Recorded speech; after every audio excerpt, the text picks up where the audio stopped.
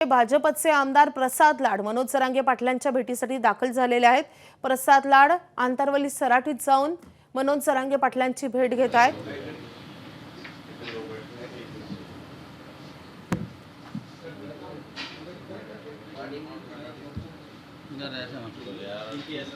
तर प्रसाद लाड आता मनोज जरांगेंच्या भेटीसाठी दाखल झालेले आहेत। आपण थेट दृश्य पाहतोय आंतरवली सराटीमधून।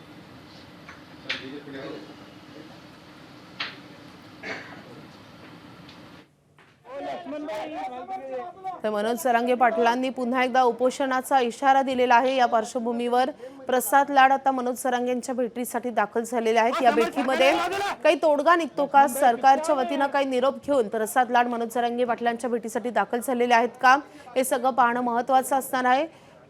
तर प्रसाद लाड आणि मनोज जरांगे पाटलांची आता भेट होतीये।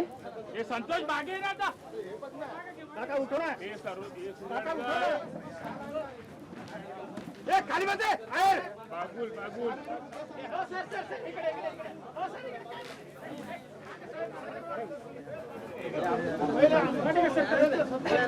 समर खाली कर खाली तरी वाला यार खाली कर काका जा उधर चल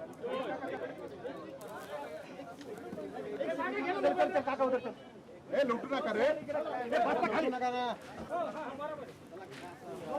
सर मोबाईल कुछ साहेब तिकून आणा ए संतोष इकडे सर मी कुठे सरकू अरे एलसीडी कर ना ओके बोलू नको रे अरे एलसीडी परत तिची कुछ साहेब तुम मागे सर अरे काय तर मनोज जरांगे पाटलांची काही वेळापूर्वी प्रतिक्रिया आलेली होती। त्यावेळी त्यांनी असं म्हटलेलं होतं की लाड मंत्री नाहीत तरी पण त्यांच्यावर आमचा विश्वास आहे। समाजात संभ्रम झाला असता आम्ही बोलावले तरी ते आले नाहीत म्हणून।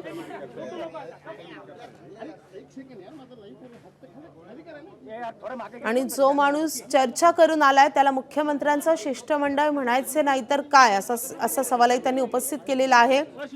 खरं तर प्रसाद लाड आणि मनोज जरांगे पाटील यांच्या या भेटीवर काही सवाल उपस्थित करण्यात आलेले होते। लक्ष्मण हाके यांनी त्यावर टीका केलेली होती। त्यानंतर आता प्रसाद लाड दाखल झालेले आहेत। मनोज जरांगे पाटील यांच्या वतीने त्यांचं स्वागत करण्यात आलेलं आहे। आता या दोन्ही नेत्यांमध्ये चर्चा होईल आणि या चर्चेमध्ये या उपोषणासंदर्भात किंवा मनोज जरांगे पाटील यांच्या या मागण्यांसंदर्भात काय चर्चा होते पाहणं महत्त्वाचं असणार आहे। आपले प्रतिनिधी रवी मुंडे सध्या आंतरवली सराटीतून आपल्या सोबत आहेत। रवी, प्रसाद लाड दाखल झालेले आहेत, दोघांमध्ये आता कशा रीतीने ही चर्चा होणार आहे? माधवी, एका मिनिटापूर्वीच प्रसाद लाड हे आंतरवली सराटीमध्ये दाखल झाले। तर नेहमी म्हणजे गेल्या 2.5 वर्षापासून ज्या ठिकाणी चर्चा होत आल्या त्याच ठिकाणी म्हणजे सरपंचाच्या घरी ही चर्चा होत आहे। आता थोड्याच वेळापूर्वी दाखल झालेत। मनोज जरांगेंनी प्रसाद लाड यांचं स्वागत केलं। प्रसाद लाड यांच्यासोबत जालन्यातील बदनापूरचे आमदार नारायण कुचे देखील आहेत।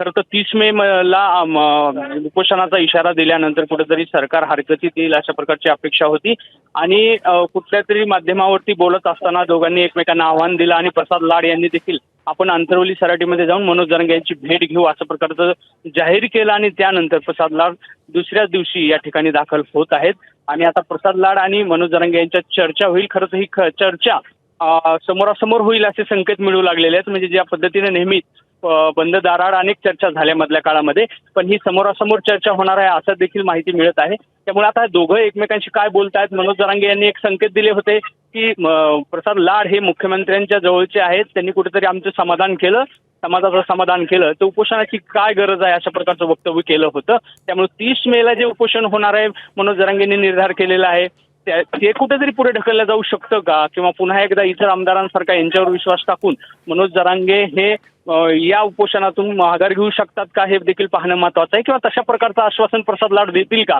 आणि ह्या दोघांमध्ये चर्चा होईल आणि त्यानंतर आपल्याला समजेल की 30 मेच्या आंदोलनाची नेमकी पार्श्वभूमी काय राहील, म्हणजे यानंतरची रूपरेषा काय हे देखील कळू शकणार आहे आपल्याला।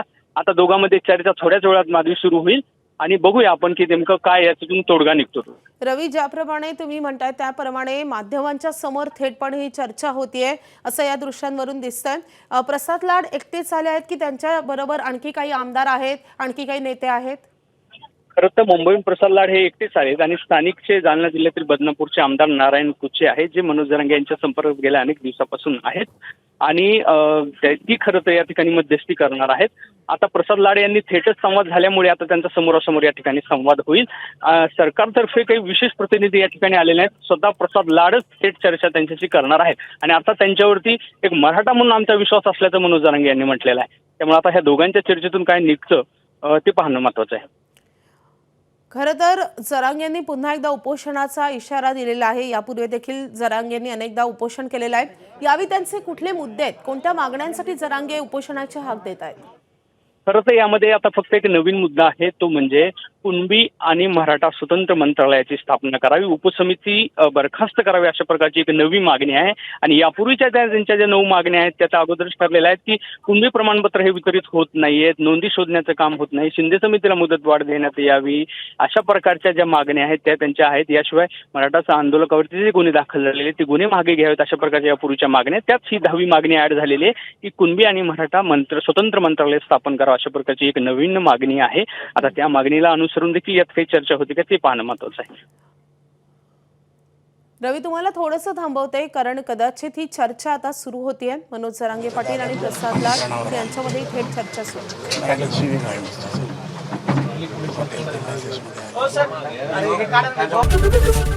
एबीपी माझा, उघडा डोळे बघा नीट.